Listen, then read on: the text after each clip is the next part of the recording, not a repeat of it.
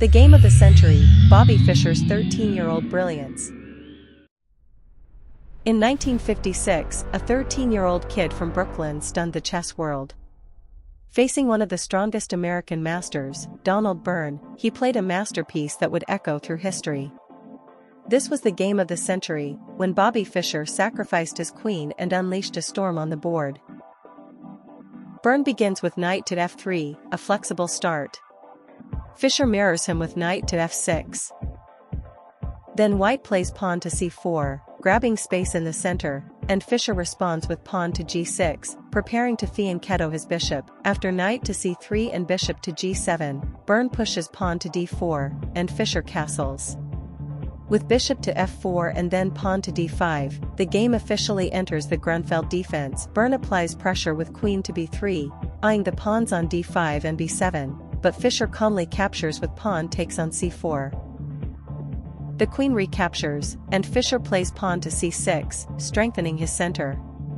Byrne builds a massive pawn duo with pawn to e4, while Fischer develops his knight to d7. Byrne places his rook on d1, supporting the center, but Fischer jumps his knight to b6, kicking the white queen, who retreats to c5. Then Fischer develops his bishop to g4, threatening to double white's pawns. Byrne responds with bishop to g5, a move that looks harmless, but gives Fischer his first tactical opportunity. Without hesitation, the 13-year-old plays knight to e4. An incredible move that shocks onlookers. The knight strike attacks the white queen while undermining the defender of the center. The spectators crowd around, whispering, "What could this child be calculating?" Byrne retreats with queen to a3, trying to defend. But Fischer follows with knight takes knight on c3, and after Byrne recaptures, Bobby pounces with knight takes pawn on e4. Opening the center. Byrne tries to keep up, playing bishop takes on e7, forking Fischer's queen and rook. But the young genius plays queen to b6. Creating fresh threats against white's king. White continues with bishop to c4, but Fischer's next move is pure energy, knight takes on c3. Clearing the e-file for his rook and deepening the tension. Now Byrne attacks the queen again with bishop to c5, and this is the pivotal moment. Fischer, calm as ever, doesn't retreat. Instead, he plays rook t8, check. The white king slides over to f1, and then comes the jaw-dropping move, bishop to e6. Fischer simply leaves his queen hanging, completely undefended. The spectators can't believe what they're seeing. Byrne takes the queen with bishop captures on b6, thinking he's found Fischer's blunder. But that's where the magic begins. Fischer replies with bishop captures on c4, check.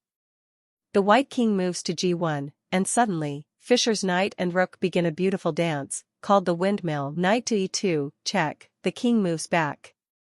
Knight takes on d4, check, again the king flees. Knight back to e2, check, knight to c3. Check, and finally pawn takes on b6, Fischer wins back his queen's value, and more. White's position lies in ruins. Fischer has both bishops, a rook, and total control, while Byrne's pieces are stranded and helpless. Byrne tries one last stand, shifting his queen and rook, but Fischer's coordination is flawless. His bishops slice across the board, his rooks dominate the open files, and piece by piece, Byrne's defenses collapse.